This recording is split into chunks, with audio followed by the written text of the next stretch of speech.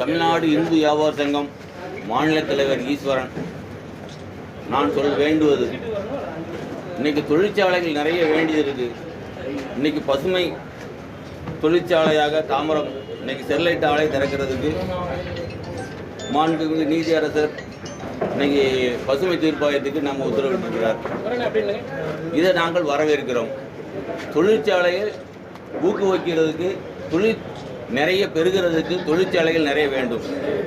இன்னைக்கு பசுமை தீர்ப்பாயத்தில் கொண்டு வந்த தீர்ப்பாயத்தில் அவங்க என்ன எப்படி தயார் பண்ணணும், எப்படி உற்பத்தி கொண்டு வரணும், எப்படி தொழிற்சாலை ஆரம்பிக்கணும்னு சொல்லி தெளிவாக சொல்லியிருக்காங்க.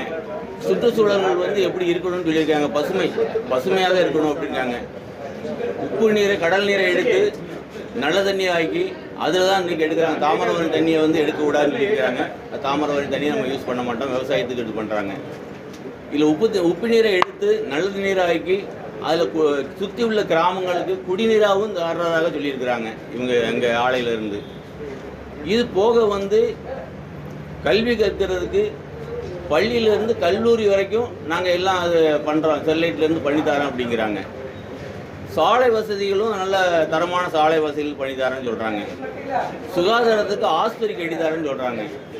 இதில் ரொம்ப முக்கியமானது என்ன பண்ணுறாங்கன்னா, உள்ளூர் பக்கத்து கிராமங்களில் உள்ளவங்களுக்கு வேலை வாய்ப்புகளை முதல்ல கொடுக்கணும் அப்படிங்கிறாங்க. நாங்களும் அதை வரவேற்கிறோம். நாங்களும் அதான் சொல்லிகிட்டு இருக்கோம். பக்கத்து ஊர்களில் உள்ளூர் மக்களுக்கு வீரபாண்டியாபுரம், காயில் ஊர்னி, அடுத்து உள்ள ஊர் புதியமுத்தூர், கோட்டைப்பிடாரம், இப்படி பக்கத்தில் இங்கேருந்து முதல்ல ஒவ்வொரு ரவுண்டாக இந்த சர்க்கரை யுகம் மாதிரி ஒரு ரவுண்டு, சின்ன ரவுண்டு, பெரிய ரவுண்டுங்கிற மாதிரி முதல்ல பக்கத்து ஊர்களுக்கு வேலை கொடுத்து, கொஞ்சம் தள்ளி உள்ள ஊர்களுக்கு வேலை கொடுத்து, தூத்துக்குடி வரைக்கும் எல்லாத்துக்கும் வேலை கொடுத்தாச்சுன்னா உள்ளூர் மக்களுக்கு என்னன்னு தெரியும். இல்லை அங்கே என்ன நடக்கு, என்ன பண்ணுறாங்கன்னு தெரியும்.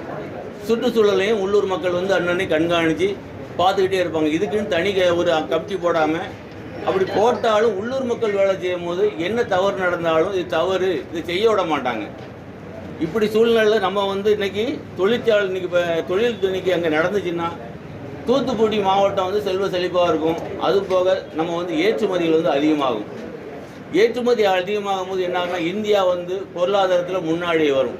இன்றைக்கி இந்த காப்பரில் 2வது இடத்துல இருந்த நாம் 1வது இடத்துல வருவோம்னு நினச்சிக்கிட்டு இருந்தோம். இன்றைக்கி ரொம்ப பின்தங்கி இருக்கிறோம். நம்ம முன்னாடி போகணும்னா காப்பர் வேணும், பசுமை காப்பர்னு சொல்லி கொண்டு வராங்க. இது நல்ல திட்டமாக இருக்குது. நம்ம எல்லாரும் இதுக்கு ஆதரிக்கணும். முதல்ல ஆதரித்தோம்னா நம்ம திறன், நம்மளோட தொழில் இன்னைக்கு படித்த பையங்களுக்கெல்லாம் வேலை கிடைக்கும். வேலை வாய்ப்பு இல்லாமல் நிறைய இருக்கிறாங்க. அந்த வேலை வாய்ப்பு கிடைக்கிறதுக்கு நம்ம எல்லாரும் மீடியாக்களில் ஊக்குவிக்கணும். நீங்களும் அதில் முழு ஒத்துழைப்பு இருந்தால் நம்ம எல்லாரும் முன்னேறலாம். தூத்துக்குடியும் முன்னேறும். வேற என்ன கேட்கணுமோ சொல்லுங்க, கேட்போம். 3 நகரம் தூத்துக்குடி தொழில் வளர்ச்சி இல்லைன்னு நினைக்கிறீங்களா? கண்டிப்பாக. எதுல தொழில் வளர்ச்சி இல்லைன்னு? லாரி தொழிலே சுத்தமாக இல்லை. லாரி நிறைய வீரபாண்டியாபுரம், அந்த காயில் ஊர்னி இந்த பக்கம் உள்ளவங்க நிறைய வச்சுருந்தாங்க. இப்போ பக்கத்து ஊர்களெலாம் லாரி வச்சுருந்தாங்க. தூத்துக்குடியில் இருந்த லாரி வச்சுருந்தாங்க. நிறைய லாரி வச்சுருந்தாங்க. நிறைய லாரிகள் குறைஞ்சி போச்சு. லாரி தொழிலே ரொம்ப சுத்தமாக குறைஞ்சி போச்சு. ஏற்றுமதி நிறைய இருந்துச்சு, ஏற்றுமதி குறைஞ்சி போச்சு. நீங்கள் ஆப்பர்லேருந்து இங்கேருந்து பாருங்கள், எப்போ வண்டி அடிச்சுட்டே இருக்கு. தொடர்ந்து தூத்துக்குடி நல்லா வளர்ச்சி அடைஞ்சிருக்கு. எப்படி ஆளுங்கட்சி தரப்புல இருந்து எல்லாரும் நல்லா வளர்ச்சி அடைஞ்சிருக்குங்க. நீங்கள் 3 பிறகு வளர்ச்சி இல்லைங்களா? இப்போ தொழில் நீங்கள் ஒரு கடை மூடனா 10 பேர் வேலை செய்வாங்க, அவங்க குறைவாங்க இல்லையா? அப்போ ஒரு பெரிய தொழிற்சாலை மூடும் போது எவ்வளோ பேர் குறைவாங்க? இப்போ நம்ம எல்லாம் கண்கூட பார்க்கணும். நம்ம எல்லாரும் உள்ளூர் மக்கள். வெளியூர் மக்கள் சொல்கிறது நம்ம நம்பணும்னா கிடையாது. உள்ளூரில் நம்ம இங்கே அனுபவபூர்வமாக அனுபவிக்கிறோம். இன்றைக்கி வீரபாண்டியத்தில் எடுத்திங்கன்னா ஒரு சின்ன மாட்டுத்தொழில் என்ன பண்ணுவாங்கன்னா, அது கட்டி விட்டு அதில் நிறைய பேர் வாடகை விட்டுட்டு இருப்பாங்க. இன்றைக்கி அது நடக்கா? இன்றைக்கி பார்த்தீங்கன்னா அந்த ஏரியா ஃபுல்லாக ரோடு போட்டதே ஸ்டெர்லைட் தான் போட்டாங்க. ஆனால் அதெல்லாம் சொல்கிறது இல்லை. நம்ம என்ன சொல்கிறோன்னா, உண்மையை எப்பவும் உண்மை பேசணும்.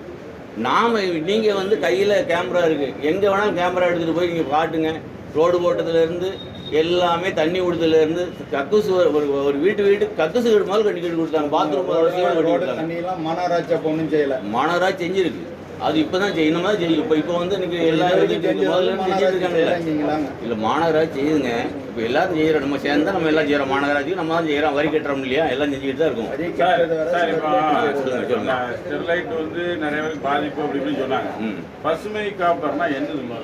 பசுமை காப்பர்னா அதில் சுற்றுச்சூழல் எல்லாமே அவங்க உள்ளே நல்லது. இப்போ நம்ம புகை போகிறது கீழே வருது அப்படின்னாங்க. இப்போ அது மேலே கொண்டு போகிறாங்க. தண்ணியில் இப்போ சுற்று ஒரு இதை இது பண்ணாங்கன்னா அவங்களே மறு சர்க்குலர் கொண்டு அதை இது பண்ணுறேங்கிறாங்க. அவங்க கொடுக்குறதே வந்து இதில் ரீவைட் பண்ணி எல்லாம் கொண்டு வந்துடுறோம் அப்படிங்கிறாங்க. மறுபடியும் சுழற்சி முறையில் கொண்டு வரேன் அப்படிங்கிறாங்க. அதை வந்து நம்ம என்ன பண்ணணும், கண்காணிக்கணும். கண்டிப்பாக வந்து கண்காணித்து என்ன பண்ணுறீங்க என்ன செய்றீங்கன்னு தெளிவாக இது பண்ணி, ஏற்கனவே கோர்ட்டு ஆர்டரே கொடுக்குறாங்கல்ல. கோர்ட்டு ஆர்டர் கொடுக்கும்போது நம்ம வந்து அந்தளவுக்கு ஆராய்ச்சியாளர் கிடையாது. நம்ம வந்து பொதுமக்கள் நிறைய பேர் சொல்கிறது நம்மளும் நம்புகிறோம். அது உண்மை என்னன்னு சொல்லி நம்ம உள்ளே இருந்து பார்க்குற அளவுக்கு அதுக்கு வந்து என்ன ஐஐடி படித்தவங்க இருக்காங்க, ஐஐடி படித்தவங்க இருக்கிறாங்க. இவங்களெல்லாம் கொண்டு வந்து அது சரியாக தப்பான்னு முதல்ல பார்க்கணும். யாராவது சொல்கிறத நம்ம நம்பக்கூடியது. அப்போ அப்துல் கலாம் சொன்னாங்க கூடங்குளம் கொண்டு வந்தார், எல்லாம் கூடங்குளம் வேண்டாம்னு போராடினாங்க. இன்றைக்கி கூடங்குளம் கரண்ட் எல்லா இடம் மின்சாரம் கொடுத்துட்டு இருக்காங்க. இன்னும் அடுத்த பிளான்ட் போடுறாங்க. இன்றைக்கி அந்த உள்ளூர் மக்கள் வேலை கேட்குறாங்க. அந்த வேலை கூடங்குளத்திலே உள்ளூர் மக்கள் வந்து எங்களுக்கு வேலை கொடுங்க அப்படிங்கிறாங்க. இதே வேலை நாங்கள் என்ன சொல்கிறோன்னா, உள்ளூர் மக்களுக்கு வேலை கொடுத்தா நம்ம அவங்களுக்கு தெரியும்ல இது தப்பு சரின்னு சொல்லி. இப்போ நம்ம ஒரு எல்லாம் இருக்காங்க, தூத்துக்குடி மக்களுக்கு வேலை கொடுத்தான்னு வச்சுங்களேன், இது தப்பாக பண்ணுறாங்கன்னு சொல்லி எல்லோரும் கேட்போம்ல. இப்போ நம்ம தப்பாக சரியாக நமக்கு தெரியாமல் தானே இவ்வளோ பேசுகிறோம்.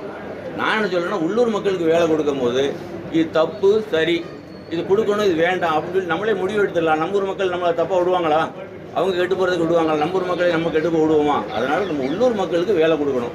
வேலை கொடுக்கும் போது என்ன பண்ணுவோம்னா, அங்கே சரியாக இல்லைன்னா உள்ளூர் மக்கள்லாம் நம்ம சொல்கிறதுக்கு வசதியாகவும் இருக்கும். நான் இதை சொல்கிறேன், உள்ளூர் மக்களுக்கு வேலை கொடுங்க.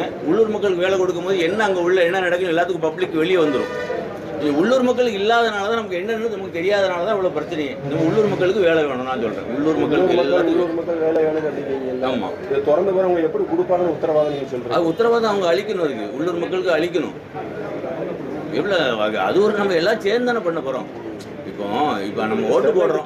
திறக்கும் போது என்ன சொன்னாங்க, உள்ளூர் ஆட்களுக்கு தான் வேலை வேணும். கரெக்டு தான் சார். நம்ம ஆனால் வந்து இப்போ பார்க்கும்போது அப்போ என்ன ஆச்சு, இல்லை வெளியூர் ஆட்களுக்கு தான் வேலை கொடுத்தாங்க. இந்திக்காரங்களுக்கு நிறைய வேலை கொடுத்தாங்க இல்லையா? நம்ம என்ன இப்போ தமிழ்காரங்களுக்கு வேலை கொடுங்கன்னு சொல்கிறோம். அதுவும் போக தமிழ்காரங்கன்னா சென்னையில் இருக்கவங்க தமிழ்காரங்க தான். நாம் என்ன தூத்துக்குடி சுற்றி இருக்கிற கிராமங்களுக்கு வேலை கொடுக்கும்போது இவங்க வந்து உள்ளே போயிடுவாங்க. உள்ளே போகும்போது என்ன நடக்கு, என்ன பண்ணுறோம், காப்பர் எப்படி பண்ணுறாங்க, என்னென்ன இது பண்ணுறாங்க. இங்கேயே படித்த பட்டாதாரி நிறைய இருக்கிறாங்களே. தூத்துக்குடியிலேருந்து இங்கேருந்து எடுத்து பார்த்தீங்கன்னா சுற்றி இன்னைக்கு கிராமங்களில் ஃபுல்லாக படித்த பட்டாதாரி இருக்காங்க. படித்து இன்னைக்கு நல்லா படிச்சிருக்காங்க.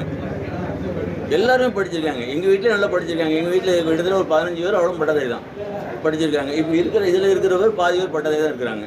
பசுமை காப்பர் வந்து இந்தியாவில் வேறு எங்கேயா தயாரிக்காங்களா? இது கம்பெனிகள் இருக்கா தயாரிக்காங்க? குஜராத்தில் தான் கட்ச் காப்பர்னு சொல்லி குஜராத்தில் இதே தான் பசுமை காப்பர் தான் தயாரிக்காங்க. அவங்க தயாரிக்கிறாங்க. நிறைய double the time double capacity Kutch copper அப்படின்னு குஜராத்தில் இப்போ நீர்மதியோட பெரிய பிளான்ட் போட்டுருக்காங்க.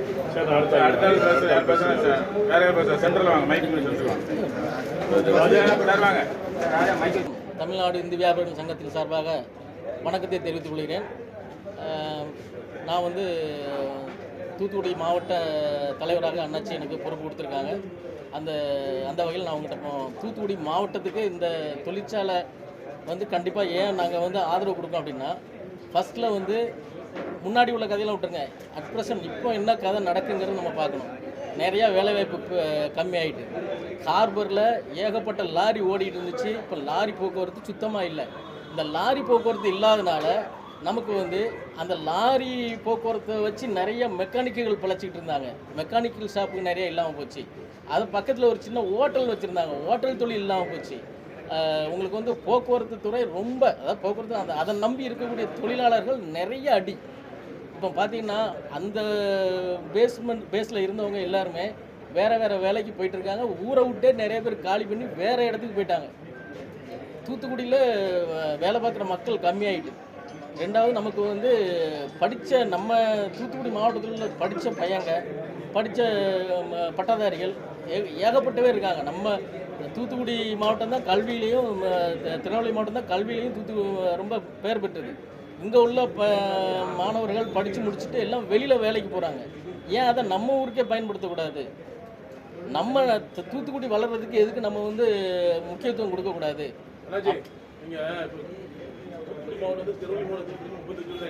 ஆமா, அது ஓகே. ஆனா இன்னைக்கு கேளுங்க, இன்னைக்கு வட இந்திய தொழிலாளர்கள் தான் இன்னைக்கு அதிகமா இருக்காங்க. அதைத்தான் சொல்றேன். நீங்களே வந்து வட இந்திய தொழிலாளர்கள் கொடுக்குறீங்க. ஏன்னா அந்த நிலைமைக்கு உருவாயிட்டு, அந்த நிலைமை உருவாயிட்டு அதெல்லாம் எதிர்க்குதுங்க. நீங்க அதை விட்டு அதைத்தான் சொல்றேன். ஒரு கம்பெனி, இந்த ஸ்டெர்லைட் கம்பெனி திறந்த பிறகு நாங்கள் தூத்துக்குடி மக்கள் மட்டும் வேலை கொடுக்கணும், அது எப்படி நம்புறது? முதல்ல தூத்துக்குடி எல்லா கம்பெனிலுமே வட இந்திய தொழில் தான் இருக்கான். அது குறிப்பா நீங்க பாத்தீங்கன்னா ஹோட்டல்ல இருந்து வரிசை எல்லா இடத்துலங்க எல்லா கடைகள் இருங்க. ஆமா, வட இந்திய தொழில் தான் இருக்கான். எதுக்கு இருக்கான்? அவங்களுக்கு தானே முக்கியம் கொடுக்கீங்க. இங்க உள்ள வந்து வேலை இல்லாம வெளியிடத்துக்கு போறானே. நான் வேலை செய்ய ஆள் இல்லாம வெளியிருந்து வராங்க. அப்ப நீங்க எப்படி படை லேபரா தான் இருக்காங்க.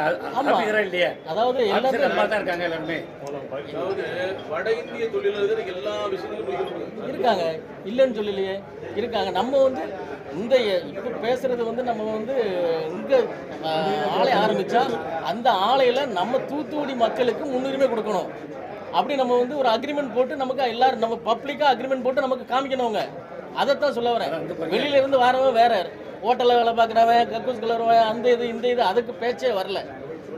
அந்த பசுமை தாமிர உருக்காலை திறந்தாங்க, அதுக்கு நாங்கள் ஆதரவு தெரிவிக்கோம். அந்த ஆதரவுக்கு ஏன் தெரிவிக்கணும்னா உள்ளூர் மக்களுக்கு வேலை வாய்ப்பு கொடுக்கணும். அந்த வேலை வாய்ப்பு கொடுக்கறது பேச்சு வழக்கில் நிப்பாட்டக்கூடாது. அதை வந்து அக்ரிமெண்ட் போட்டு அனைத்து தரப்பு முன்னாடியே அந்த அக்ரிமெண்ட்டில் அந்த கம்பெனிக்காரன் சைன் பண்ணணும். உள்ளூர் மக்களுக்கு வேலை கொடுப்போம் அதை சொன்னால் மட்டுமே நம்ம வந்து அடுத்த கட்டத்துக்கு போகணும். அது போக அவங்க நிறைய இது சொல்லியிருக்காங்க. அதாவது கடுமையான சுற்றுச்சூழல்கள் மேம்படுத்தப்பட்ட மாசு கட்டுப்பாடு அமைப்புகள், தொடர்ச்சியான கண்காணிப்பு மற்றும் சுயாதீனமான மூன்றாம் தரப்பு தணிக்கையில் ஆற்றல் மட்டுமே ஆலை மீண்டும் திறக்கப்பட வேண்டும். ஒன்று எங்களுது. ரெண்டாவது, தூத்துக்குடி நல நிதி ஒன்று அமைக்கப்பட வேண்டும். மூன்றாவது, 100 கோடி ரூபாய் டெபாசிட் இருக்கு. அதெல்லாம் முடிஞ்சு போனது என்னாச்சு? முடிஞ்சு போனதை பற்றி கேட்காதீங்க. இப்போ அட் பிரசன்ட் என்னவோ அதை பேசணும். அடுத்தது மூன்றாவது வந்து தரமான பள்ளி மற்றும் மருத்துவமனை வசதிகளில் உறுதியான முதலீடுகள் உள்ளூர் குடும்பங்களுக்கு நேரடியாக பயனளிக்க வேண்டும். 4, திறன் மேம்பாட்டு திட்டங்களின் ஆதரவுடன் தகுதி வாய்ந்த உள்ளூர் குடியிருப்பாளர்களுக்கு வேலைவாய்ப்பில் முன்னுரிமை அளிக்கும் தெளிவான எழுத்துப்பூர்வ கொள்கை இருக்க வேண்டும். 5வது, உள்ளூர் ஒப்பந்ததாரர்கள் மற்றும் சிறு வணிகங்களுக்கும் கொள்முதல் மற்றும் சேவை வாய்ப்புகளில் கட்டமைக்கப்பட்ட முன்னுரிமையை பெற வேண்டும். இதனால் பொருளாதார நன்மைகள் மாவட்டத்திற்கு இருக்கும்.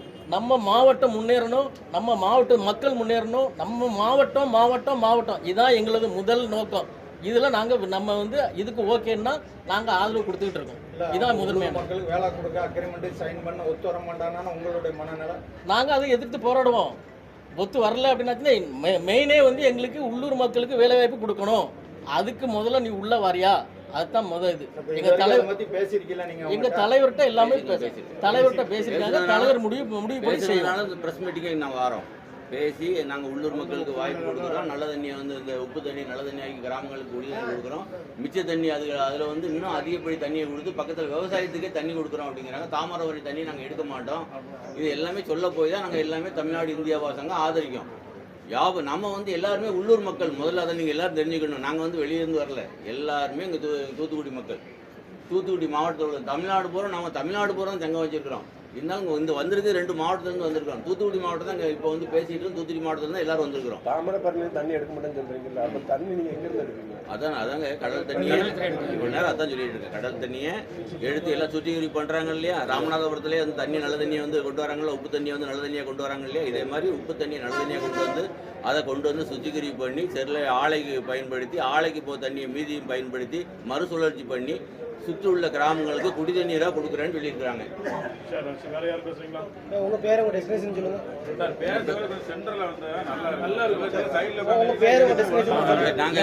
ஈஸ்வரன் அண்ணாச்சி நல்ல சிறப்பாக சொன்னாங்க. இந்த ஆலை மூடப்பட்டதுனால எவ்வளவு இழப்பு, எவ்வளவு மக்களுக்கு பாதிப்பு, எவ்வளவு தொழில் பாதிப்பு, யாரெல்லாம் எந்தெந்த தொழிலெல்லாம் பாதிப்புன்னு பட்டியலிட்டாங்க. அதை தொடர்ந்து அண்ணாச்சி சொன்னாங்க.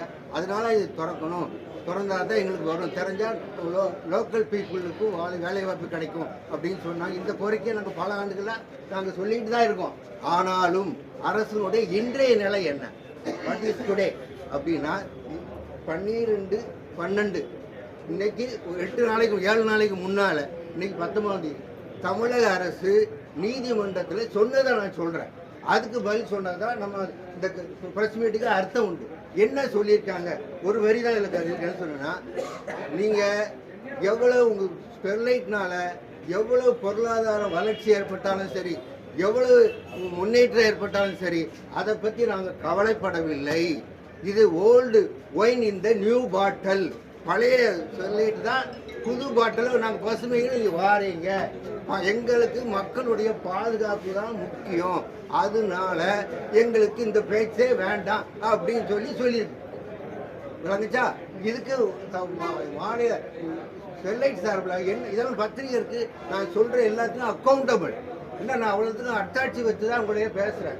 அதில் என்ன, அதுக்கு தமிழக அரசினுடைய பதில் என்னன்னா, இதை சொல்லிட்டா இந்த மாதிரி எனக்கு மக்களுடைய உயிர் தான் முக்கியம், அதனால எனக்கு வளர்ச்சியோ அதனால நாட்டுக்கு பல ஆயிரம் கோடி தான் இன்னைக்கு வருமான நஷ்டம் ஆண்டு ஒன்று இருக்கு, அதுக்கு அதெல்லாம் இருந்தாலும் எனக்கு மக்கள் பாதுகாப்பு முக்கியம் அப்படின்னு சொல்லிட்டு அதுக்கு நிர்வாகத்தின் சார்பில் சொன்ன என்ன சொன்னா, ஐயா அப்படி இல்லை, ஓல்டு ஒயின் இந்த நியூ பாட்டில் கிடையாது, இது உள்ளபடியே நியூ ஒயின் தான். எப்படின்னு சொன்னா காப்பருக்கும் பசுமை காப்பருக்கும் வித்தியாசம் இருக்கு அப்படின்னு சொல்லி அதுக்கு என்னென்னலாம் வித்தியாசம் இருக்கு அப்படின்னு ஒரு பட்டியல் இருக்காங்க. அதை நீங்க கேட்டால் நான் சொல்ல தயாரா இருக்கேன். இதில் இருக்கு அந்த எப்படி பசுமை ஐயா கேட்டாங்க, பசுமை தீர்ப்பு பசுமை காப்பர்னு என்னையா, காப்பர்னு என்ன, பசுமை காப்பர்னு என்ன? பசுமை காப்பர்னா பொதுவாக அந்த பசுமை எனர்ஜின்னு சொல்றாங்களே, கிரீன் எனர்ஜி அப்படின்னு என்ன, அதனால சுற்றுச்சூழல் பாதுகாப்பு உறுதியோட ஒரு உற்பத்தியை உண்டு பண்ணுது. இப்போ எனர்ஜி உற்பத்தி பண்ணும்போது இப்போ நிலக்கரி எரித்து மின்சாரம் உற்பத்தி பண்ணால் அதனால காற்று மாசுபடுது, தண்ணீர் மாசுபடுது. ஆனால் இதை இன்னைக்கு நம்ம அட்டோமிக் பண்ணோம்னா அது குறைக்கிறது, ஆட்டத்தினால நம்ம குறைக்கணும். அப்படி உங்களுக்கு கிரீன் ஹைட்ரஜன் சுற்றுச்சூழல் பாதுகாப்போடு செய்கிறதுக்கு தான் இது. இப்போ இதில் எப்படி பாதுகாப்போடு கொண்டு வந்திருக்காங்க அப்படின்னா, இதை பற்றி ஒரு அறிக்கை போட்டுருக்காங்க 2 எக்ஸ்பர்ட்ஸ். யாரெல்லாம் 2 பேர்,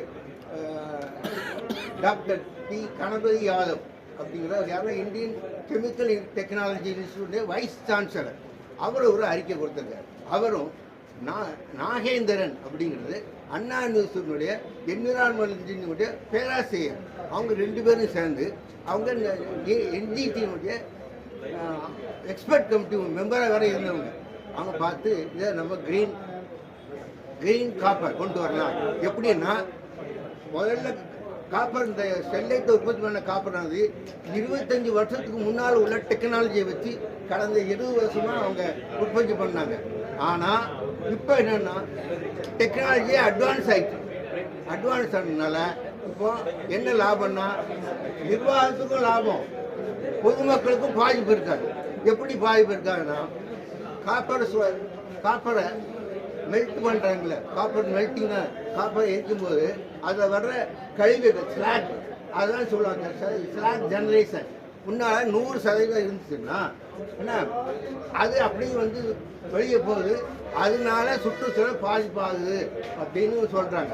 இல்லை அதை ரீசைக்கிள் பண்ணலாம். அதனால 100% வெளியே போட்டு 15% குறைக்கப்பட்டு இருக்கிறது. அதனால என்ன லாபம், அந்த கழிவுலேருந்து அவருடைய காப்பர் உற்பத்தி 30% கூடி இருக்கு. ஸோ நிர்வாகத்துக்கும் லாபம், இந்த டெக்னாலஜினால அதே டெக்னாலஜி இவ்வளோ கூடவும் செய்யுது. அட் தி சேம் டைம் சுற்றுப்புறம் அந்த ஸ்லாக் ஜெனரேஷன் அதுவும் குறையுது. இது ஒரு முக்கியமான பாயிண்ட். ரெண்டாவது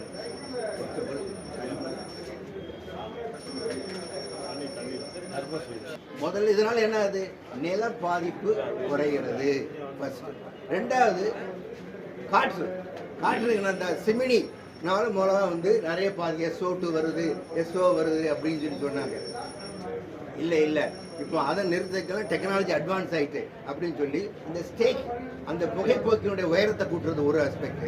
அப்புறம் புகைப்போக்கினுடைய என்ன ஆகும், இங்கே ப்ரொடியூஸ் பண்ண கேஸ் ஆனது அந்த புகைப்போக்கிலேயே போய் மேலே போகணுமா இல்லையா, இந்த கேஸ் இங்கேருந்து மேலே போகும்போது கேஸ் கேப்சரிங் சிஸ்டம் அப்படிங்கிற டெக்னாலஜி மூலமாக அந்த அப்சார்ப்ஷன் அதிகமாகிடுது. முன்னால் 100% போனது இப்போ 80% குறைச்சி 20 தான் வெளியே போகுது. ஆனால் காற்று மாசுபடுகிறதும் தடுக்கப்படுகிறது. மூன்றாவது என்ன சொல்லலாம்னா தண்ணீர் தேவை. என்ன எங்கேயா தண்ணி அடிக்கீங்க, ஒருத்தர் அண்ணாச்சி கேட்டாங்க, இந்த மாதிரி நீங்கள் தண்ணிக்கு எங்கே தாமிரவர்கள் இல்லாட்டா எங்கேயா செய்வீங்க அப்படின்னு. இதெல்லாம் இருக்குது, நான் சொல்வது எல்லாமே இருக்குது. தூத்துக்குடி மாநகராட்சியிலேருந்து சுத்திகரிக்கப்பட்ட கழிவு நீர் நாள் ஒன்றுக்கு 3000 கூபிக் மீட்டர் இந்த கடை இவங்க வாங்கி அதை மறுசுழற்சி பண்ணி அது என்ன செய்யணும், ஒரு தடவை போயிட்டு கூலிங்காக தான் அது தாவரம்னா ஒரு வெசல் வரும்போது ரொம்ப ஹீட் ஆகுது. ஒரு காப்பரை மெல்ட் பண்ணனா அது 1000 டிகிரி சென்டிகிரேட்ல அது மெல்ட் ஆகும். அப்படிதான் அந்த காப்பரை எடுக்க முடியும். அப்போ அந்த வெசல் எவ்வளோ ஹாட்டாக இருக்கும், அந்த வெசல் அப்பப்போ அதை கூலர் பண்ணாட்டா அது ஃபயர் ஆகிடும். அதுக்காண்டி கூலிங் மிஷின் அதை சுற்றி அடுத்த ஒரு பேரலாக ஒரு லைன் உள்ளே போகும். அந்த இதுதான் தண்ணி. அதனால் நல்ல தண்ணி தேவையில்லை, தண்ணி தான் இருந்தால் போதும். So treated wasted water from Thoothukudi municipal corporation. இப்போ முனிசிபல் கார்பரேஷன் பத்திரிகையில் படிச்சிருக்கீங்க, முனிசிபாலிட்டியில் ட்ரீட் பண்ணி எல்லா பிளான்ட்டுக்கும் விற்கிறாங்க. எதுக்கு? ட்ரீ பிளான்டேஷனுக்கு, மரம் நடுறதுக்கு, விவசாயத்துக்குன்னு சொல்லி அவங்க கொடுக்குற விலைக்கு விற்கிறாங்க. அதே அந்த இதை வாங்கி இதை மறுசுழற்சி பண்ணதுனால வாட்டர் டிஸ்சார்ஜும் ஜீரோ ஆகுது, வாட்டர் சேவிங்கும் அதிகமாகுது.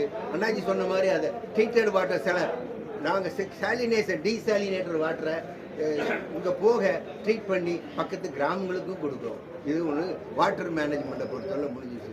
மூணாவது என்ன சொல்கிறோன்னா, முதல்ல நிலம் சுவாதிக்கப்படாமல் இருந்துச்சு, ஸ்லாக் குறையிறதுனால. ரெண்டாவது காற்று மாசுபடாமல் இருக்குது, இதனால் இந்த ஸ்டேக் ஹைட்டை கூட்டுறதுனால. மூணாவது தண்ணீருடைய கன்சம்ஷனை நம்ம பேட்டரையே மாற்றிட்டோம், அதனால் கன்சம்ஷன் தமிழும் ஒன்று பாதிக்கப்பட போகிறது. இதோடு மாத்திரம் நிற்காம இதெல்லாம் நீங்கள் எல்லாருக்கும் கொடுத்த இப்படிலாம் சொல்கிறீங்களேயா, இதெல்லாம் நடக்குமா அப்படிங்கிற கேள்வி எல்லாரும் இருக்குது, எல்லாம் இருக்குது, பேப்பரில் இருக்கும். நடக்குமா அப்படிங்கிற கேள்விக்கு என்ன பதில் சொல்கிறாங்கன்னா, அங்குள்ள லோக்கல் பீப்புள், அங்குள்ள பஞ்சாயத்து தலைவர்களை வச்சு, அங்குள்ள பொதுமக்களை வச்சு, இங்குள்ள அதிகாரிகளை வச்சு அப்பப்போ ஒரு மேனேஜ்மெண்ட் கமிட்டின்னு ஒன்று போடுவோம். அது அப்பப்போ அந்த ஏர் லெவலுக்குள்ள அதோட ஏர் லொக்கேஷனில் அந்த ஃபில்டர் வச்சு அதை அப்சர்வ் பண்ணி அதனுடைய ரிப்போர்ட்டை நம்ம பார்த்துக்கலாம். அதில் என்ன தவறு இருந்துச்சுன்னு நம்ம இம்ப்ரூவ் பண்ணிக்கலாம். அதாவது மாசு கட்டுப்பாடாயம் தெரிஞ்சது ஒரு ஸ்டாச்சுட்டரி ரிக்யர்மெண்ட், அரசாங்கம் மாசுக்கணும், அதான் வேலை அவங்களுக்கு. ஆனால் அது நமக்கு திருப்தி இல்லை. மாசு கட்டுப்பாடு சரியாக செய்தாங்களா, அதை இவங்க சரி கட்டிடுறாங்களா அப்படிங்கிறத அண்ணாச்சி சொன்ன மாதிரி உள்ளூர் ஆட்களே இருக்கும்போது அதை நம்ம கண்காணிக்க முடியும், அந்த தவறை தட்டி கேட்க முடியும் அப்படின்னு சொல்கிற முறையில் அந்த ஒரு கமிட்டி ஒன்று போடுறாங்க.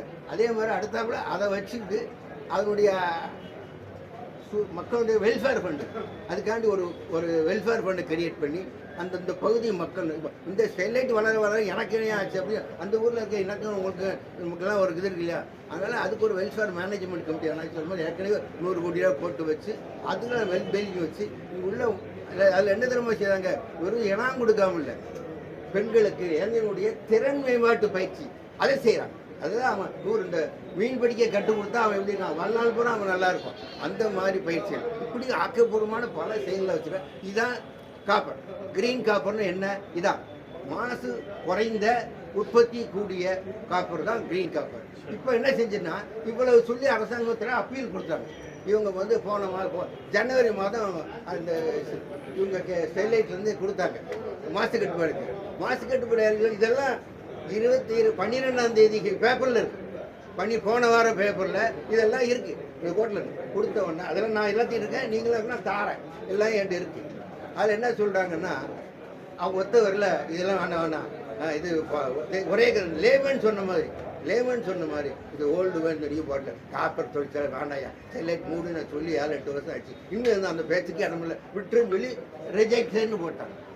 இப்போ அதுக்கு என்ன செஞ்சுருக்காங்கன்னா, இந்த 12ஆம் தேதி ஒரு வாரத்துக்கு முன்னால் ஐயா இப்படியா ஒரு ரிஜெக்ஷன் கொடுப்பாங்க, ஏன்னா நாங்களும் அவங்க விரோதியா, ஜென்ம விரோதியா அப்படி ஒன்றும் கிடையாது.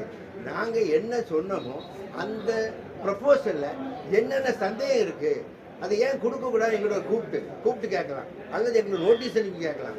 ஒன்றுமே சொல்லாமல் ஸ்ட்ரைட் லைன் அதெல்லாம் பேசவே தேவை அப்படின்னு சொன்னாங்கன்னா இது என்னையா இருக்கும், அப்போ நாங்கள் யார்கிட்ட போகலாம், அதுக்கு தான் நீதிமன்றத்துக்கு இருக்கோம். இப்போ நாங்களும் சொல்ல நாங்கள் எங்களை கேட்டு செய்யுங்க போய் போங்கலாம் கூட சொல்ல வரல. ஒரு எக்ஸ்பர்ட் கமிட்டி நீங்கள் போடுங்க, தமிழக கோர்ட்டே மானிட்டர் பண்ணுங்க. ஏன்னா தமிழக அரசு மாசு கட்டுப்பாடாக இருக்கட்டும், மத்திய அரசு மாசு கட்டுப்பாடாக இருக்கட்டும், நாங்கள் எக்ஸ்பர்ட் ப்ரைவேட் எக்ஸ்பர்ட் வச்சுட்டோம், எல்லாரும் கூப்பிட்டு இந்த இதை பார்க்கட்டும், இந்த ப்ரொபோசலை பார்க்கட்டும், இது உண்மையா, இது நடைமுறை சாத்தியமா, இது சொல்லலாம் நடந்திருக்கா, எங்கேயா நடந்திருக்கு அப்படின்லாம் பார்த்துட்டு அவங்க பார்த்து இது இல்லை இதெல்லாம் நடக்காத காரியம், அது ஓல்டு பையன் தான் சொல்லி தூக்கி போட்டோம், எங்கள் ஸ்டாண்ட் ஃபேக்ட்ரி மூடிட்டு நாங்கள் போயிடுறோயா. இது நான் சொல்கிறது ஒன்று நான் சொல்லலை, இதெல்லாம் அதில் இருக்குது, நான் உங்களுக்கு ஆனால் படித்து காட்டுறேன். ஏன்னா நாங்கள் பேட்டரி மூடிட்டு போகிறோம், அவங்க திறக்க சொன்னால் மட்டும் திறந்துங்க. இது ஒரு லேவான சொல்லிடுறாங்க, அதுதான் அவங்க திரும்ப சொல்லுது. அதனால் இன்றைக்கு இந்த ஸ்டெர்லைட்னால பல அரசாங்கத்துக்கும் பல 1000 கோடி ரூபா நஷ்டம், பொதுமக்களுக்கும் நஷ்டம், வியாபாரம் நஷ்டம், ஏற்றுமதி பாதிச்சுட்டு, ஏன்னா என்னவோ நிறைய இருக்குது. அது எல்லாரும் பல முறை சொல்லியாச்சு, 7 வருஷமாக அதுதான் சொல்லிட்டு இருக்கோம், தொடங்க. ஆனால் அது இன்னைக்கு சொல்லுவோம், ஐயா கேட்ட மாதிரி இன்னைக்கு டுடே ஸ்டேட்டஸ் 12/2 தமிழக அரசு சொன்னதுக்கு பதில் நிர்வாகம் சொன்னது, இது ரெண்டையும் வச்சு நாம் இப்போ என்ன இந்த ப்ரெஸ் மீட் போல நான் என்ன கேட்குறேன்னா, ஒரு ஒரு நியாயமான கமிட்டியை போட்டு இந்த ப்ரொபோசலை அனலைஸ் பண்ணி அரசாங்கம் இருக்கட்டும், நம்ம மாசுக்கப்பட இருக்கட்டும், எல்லாரும் போட்டு எக்ஸ்பர்ட் வச்சு விசாரித்து அந்த எக்ஸ்பர்ட் முடிவு பண்ணணும். அதுபடி நாங்கள் செயல்படுறோம்னு சொன்னாங்க. இதுக்கு நீங்கள் எல்லாம் ஆதரவு கொடுக்கணும். என் பேர் கணேசன், தூத்துக்குடி மக்கள் வாழ்வாதார பாதுகாப்பு சங்க செயலாளர். ஏற்கனவே ஒரு பேப்பர் செய்தியில் வந்து ஸ்டெர்லைட் காப்பர் நிறுவனம் உயர்நீதிமன்றத்தில் சென்னையில் வந்து ஒரு பசுமை இயற்கை காப்பர் நிறுவனம்னு உருவாகிறதுக்கு புதுசாக போடுறதுக்கு சென்னை ஹைகோர்ட்டில் வந்து தாக்கல் பண்ணியிருக்கோம். அது வந்து அவங்க தமிழ்நாடு சர்க்கார்கிட்ட முறையிட்டு அது வரணும்னு சொல்லி பேப்பரில் நான் படிச்சிருக்கேன்.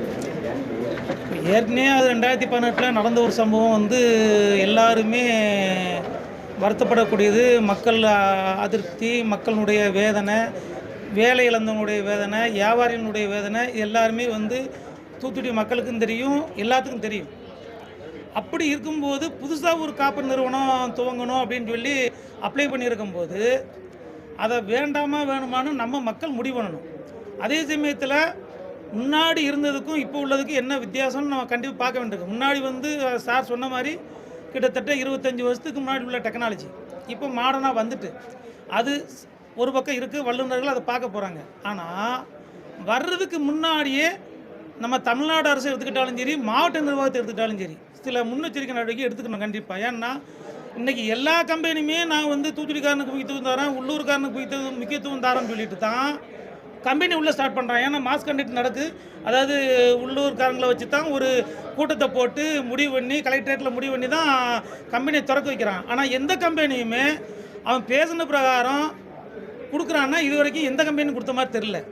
ஏன்னா எடுக்கிறது வந்து பேருக்கு ஊரில் ஒரு 4 பேர் எடுத்துக்கிட்டு மீதி உள்ளவனை பூரா பக்கத்து ஊருக்காரனை எடுத்தால் பிரச்சனை பண்ணுவான்ட்டு எங்கெங்கேயோ எடுத்துக்கிட்டு இங்கேருந்து திருநெல்வேலியில் எடுக்கான், மதுரைக்காரன் எடுக்கிறான், கோயம்புத்தூர்காரன் எடுக்கிறான், அடுத்து போனால் வேறு ஸ்டேட்டில் உள்ளவனை எடுத்துக்கிட்டு இருக்கிறாங்க. ஆனால் இந்த ஒரு மக்களுக்கு பலன் இருக்குன்னா கண்டிப்பாக இல்லை எனக்கு தெரிஞ்சு. அது இந்த நம்ம ஸ்டெர்லைட் நிறுவனத்தை நான் சொல்ல வரல, எல்லா நிறுவனமே அப்படி தான் இருக்குது.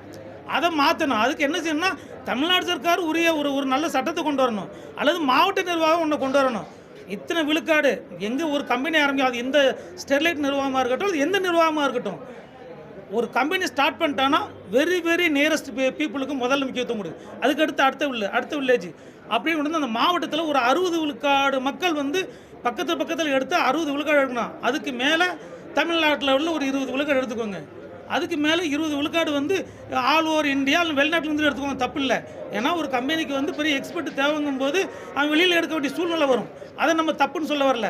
அதுக்காக லோக்கலில் கொடுக்காம வேலையை கொடுக்காம வெளியூருக்கு வேலை பார்க்குறது அதை ஏற்றுக்கிற முடியாது. இதுக்கு இந்த மாவட்ட நிர்வாகம் வந்து கண்டிப்பாக ஒரு நிர்வாகம் ஒரு கம்பெனி ஆரம்பிக்க போகிறான்னா அவங்ககிட்ட வந்து உறுதிமொழி ஆணை கண்டிப்பாக வாங்கிக்கணும். நாளைக்கு அப்படி கொடுக்கலன்னா கண்டிப்பாக வந்து அவங்க கோர்ட்டுக்கு போகிற மாதிரி இருக்கணும். அதை வச்சுக்கிட்டு பப்ளிக்கில் கோர்ட்டுக்கு போய் அவனை வந்து ஒரு வழி பண்ணுற மாதிரி தான் இருக்கும். எந்த கம்பெனி எடுத்தாலும் சரி. அதே சமயத்தில் வேலை வாய்ப்பில் நான் சொல்கிற ரேஷியோவில் கொண்டு வரணும். அதுக்கு அடுத்து என்ன பண்ணணும்னா, இப்போ ஏற்கனவே தொழில்நுட்பம் வந்து எங்கேயோ வளர்ந்து எங்கேயோ போயிட்டு சேட்டலைட்டை வச்சுக்கிட்டு அங்கேருந்து ஆல் ஓவர் உலகத்தையே படிச்சுக்கிட்டு இருக்கும்போது இந்த இருக்கிற தாமிர உருக்காலையில் வந்து ஒரு மாசு ஏற்படுதுன்னா அது வந்து கண்டிப்பாக என்ன பண்ணணும்னா டெய்லி மானிட்டர் பண்ணி மாதம் ஒரு தடவை ஒரு பேப்பரில் அறிக்கை விடணும். இது சரியான முறையில் தான் இயங்குது இந்த நிர்வாகம். சரியான முறையில் இயங்குன்னா மாவட்ட நிர்வாகம் தலையெடு முன்னெடுத்து செய்ய வேண்டியதானே. ஒன்று சரி பண்ணுங்கள், இல்லை மூடிட்டு போங்கன்னு சொல்லணும். அது எந்த நிர்வாகத்தை எடுத்துக்கிட்டாலும் சரி அதை கொண்டு வர மாதம் ஒரு அறிக்கை விட்டோம்னா இந்த மக்கள்கிட்ட ஒரு பதட்டம் இருக்காது. போன ட்ரிப் ஒரு பதட்டம் ஏற்பட்டதுக்கான அதில் மாசு ஏற்பட்டதா ஏற்படலையான்னு கூட இன்றைக்கி பாமர மக்களுக்கு தெரியாது. ஒரு வதந்தி உருவாக்கி விட்டு தான் வதந்தியோ உண்மையோ பொய்யோ ஏற்பட்டு ஒரு பிரச்சனை ஆகிப்போச்சு. இன்னும் அப்படி ஏற்படக்கூடாது. மாதம் அறிக்கை பப்ளிக்கில் எல்லாத்துக்கும் தெரியணும். மாவட்ட நிர்வாகத்துக்கோ மாசு கட்டுப்பாட்டு வாரியத்துக்கோ தெரிஞ்சால் மட்டும் பொறுப்பு இல்லை. இதனுடைய கடமை யாருக்கு இருக்குன்னா அரசாங்கத்துக்கு தான் இருக்குது. ஒரு கம்பெனி நல்லா இயங்குது அவன் நான் நல்லா தான் வச்சுருக்கேன், நான் துப்புரா தான் வச்சுருக்கேன், ஒரு தூசி வரல ஒரு மாசு வரலன்னு அந்த கம்பெனிக்காரன் சொல்லத்தான் செய்வான். அதை மானிட்டர் பண்ணி மக்கள்கிட்ட சொல்கிறது அரசாங்கம் சொல்லணும், மாவட்ட ஆட்சி நிர்வாகம் சொல்லணும். அப்படி நிர்வாகத்துக்கு ஒத்து வந்தால் தான் இவன் ஆதரவு கொடுக்கணும். அது எந்த நிர்வாகம் தான் சரி. அதோட அதை நீர் மேலாண்மை பசுமைன்னு கொண்டு வந்துட்டு நீங்கள் கம்பெனியில் சம்பாரித்து கம்பெனிக்காரன் ஒரு பக்கம் கொண்டு போகிறதுக்கும் அதில் உள்ள டேக்ஸை கவர்மெண்ட்டு கொண்டு போகிறதுக்கும் அது வளர்ச்சி கிடையாது. ஒவ்வொரு மக்களும் வளர்ச்சி அடையணும். லோக்கலில் அவனுக்கு எல்லாமே செய்யணும். எல்லாமே என்ன மரம், சாலை வசதி, தண்ணி வசதி, குடிநீர் வசதி, கல்வி வசதியெல்லாம் அவன் செஞ்சு கொடுக்கணும். செஞ்சு கொடுக்காம இந்த கம்பெனி லாபம் சம்பாரிச்சு போய் எங்கே கொண்டு போகிறதுக்கு எங்களுக்கு எனத்துக்கு இந்த கம்பெனியில் எந்த கம்பெனியும் சொல்கிறேன். அதனால் லாபத்தில் 20% ஒதுக்க சொல்லுங்கள். தூத்துக்குடி மாவட்டத்தை தத்தெடுக்க சொல்லுங்கள். அரசாங்கம் செய்யணும். அதை அரசாங்கம் கம்பல் பண்ணணும். கம்பல் பண்ணி செய்ய சொல்லுங்கள். அப்படி செஞ்சால் தான் நமக்கு லாபம், பொதுமக்களுக்கு லாபம். கண்டிப்பாக அதை செய்யணும். அதோட விடக்கூடாது. அவன் இன்னைக்கு கோடி சம்பாதிக்கான், டேக்ஸ் எங்கே போகுது? லாபத்தில் அந்த துட்டில் ஒரு பெரிய தொழில்நுட்ப காலேஜ் ஆரம்பிச்சு சொல்லுங்க. எத்தனை பேர் வந்து படிக்க வசதி இல்லாமல் எங்கெங்கேயோ போய்கிட்டு உட்காந்துக்கிட்டு இருக்கான். ஒரு கல்லூரி ஆரம்பித்து நல்லவங்களுக்கும் உள்ள லோக்கலில் வேலையை கொடுங்க, நல்லா படித்தவங்களுக்கு. அதை காட்டிலும் இந்தியாவில் வேலை பார்க்கட்டும், இல்லை வெளிநாட்டில் வேலை பார்க்க போட்டோம், அதை ஏற்படுத்தணும். பிறகு இன்னைக்கு தூத்துக்குடியில் எத்தனையோ கம்பெனி, பெரிய கம்பெனி இருக்குது, எல்லாத்துக்கும் தெரியும். ஆனால் எந்த கம்பெனியாவது ஒரு உயர்ந்த லெவலில் மருத்துவம் கொடுக்குற அளவுக்கு ஒரு பெரிய ஆஸ்பத்திரி போட்டு இந்த மாவட்டத்தில் உள்ளவங்கெல்லாம் இலவச சிகிச்சை பண்ணுங்க அல்லது கம்மியான சிகிச்சை பண்ணுறாங்கன்னு யாராவது முன்னுக்கு வர்றாங்கன்னா அது இல்லை, சம்பாரிச்சு கொண்டு போய் தான் பார்க்கணும், செய்ய மாட்டேங்கான். அப்போ என்ன செய்யணும்?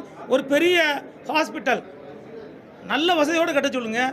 மக்களுக்கு தேவையான, அதாவது அடித்தட்டு மக்களுக்கு தேவையானதை அவங்க செஞ்சு விட்டு ஒரு ஃப்ரீயாக செஞ்சு கொடுக்கட்டும். ஏன்னா இன்றைக்கி ஒரு சின்ன சிகிச்சை, ஒரு கிட்னியோ அல்லது லங்ஸில் பார்த்துன்னா நீங்கள் மதுரை போங்க அல்லது சென்னை போங்கங்க, அவ்வளோ வரும். இன்றைக்கி வளர்ந்து வர்ற சிட்டியில் தமிழ்நாட்டில் தூத்துக்குடி ஒன்று.